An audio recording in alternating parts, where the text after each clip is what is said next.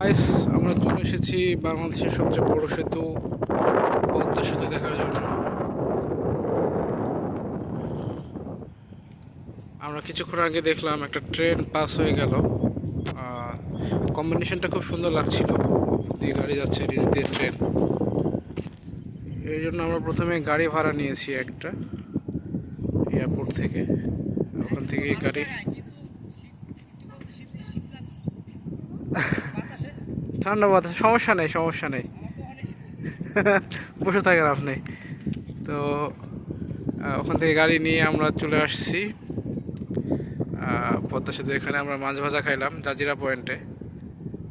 মাছ ভাজা খাওয়ার পরে আমরা ফেরিঘাটে আসছি। ওখান থেকে একটা রিক্সা ভ্যান ভাড়া করে নিয়ে আমরা একদম নিচে দেখার জন্য চলে আসছি।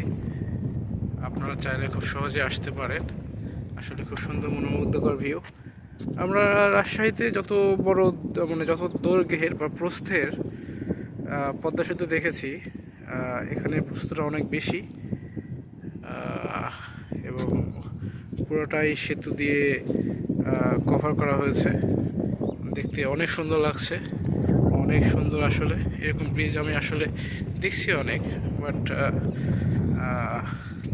পদ্মা সেতুর মতো ব্রিজ আসলে খুব কমই দেখছি। বাংলাদেশে না, বিদেশের বাইরের কথা বলতেছি আর কি। বাংলাদেশে এটা একমাত্র এবং সবচেয়ে বড় সেতু, এবং আসলে খুবই সুন্দর, খুবই সুন্দর মনোমুগ্ধকর ভিউ। আসলে ভিজিবিলিটি একটু খারাপ, তাছাড়া আমরা প্রায় ব্যাপারটা দেখতে পাইতাম খুব সুন্দরভাবে। নিচ দিয়ে রাস্তা আছে চলাচলের জন্য। এই দিক দিয়ে আপনার ভ্যান নিয়ে অথবা গাড়ি নিয়ে চাইলেও আসতে পারেন। অনেক সুন্দর।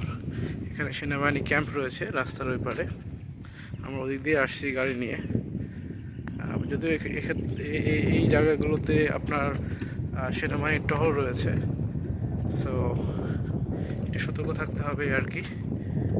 মাঝে মাঝে চর রয়েছে, চরে গ্রাম রয়েছে, গ্রামগুলো দেখতে সুন্দর এবং আসলে রিয়েলি অ্যামাজিং একটা ভিউ। উপর দিয়ে গাড়ি সবসময় যাওয়া আসা করতেছে এবং আমরা যে এক্সপ্রেসওয়ে দিয়ে আসছি, এক্সপ্রেসওয়েটাও অনেক সুন্দর, অনেক নিট অ্যান্ড ক্লিন, অনেকটা বাইরের দেশগুলোর মতো। গাড়ির চাপও বেশি নাই, অল্প। পরিবেশটাও সুন্দর, বাতাসটাও অনেক ক্লিন।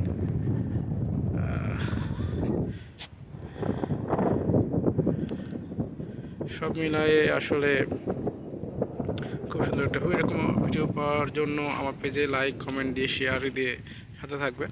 আমি এরকম ভিডিও সবসময় আপলোড করার চেষ্টা করি, যে জিনিসগুলো সচরাচর দেখা যায় না আমাদের মাঝে, অথবা দেশের বাইরে যে জিনিসগুলো, ভিউগুলো আমি উপভোগ করি, সেগুলো শেয়ার দেওয়ার চেষ্টা করি। Thank you everyone.